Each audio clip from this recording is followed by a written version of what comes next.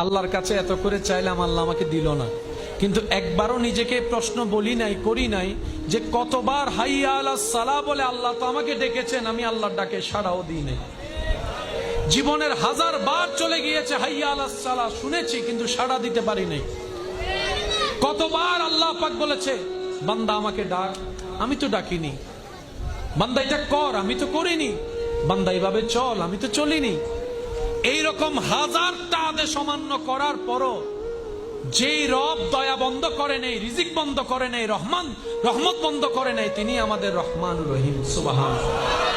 তো মুমিন বান্দারা আফসোস করে না, আপত্তি করে না, ওনারা অপেক্ষা করে রবের হুকুমের। ওই রবের হুকুম আসা পর্যন্ত অপেক্ষা করার মাঝখানে যে রাস্তা, এটার নামেই সবর, এটার নামেই ধৈর্য। বলেন না সুবহানাল্লাহ। ওনারা সবরের রাস্তা দিয়ে যায়, শুকরের মাধ্যমে নিয়ামত নিয়ে আসে।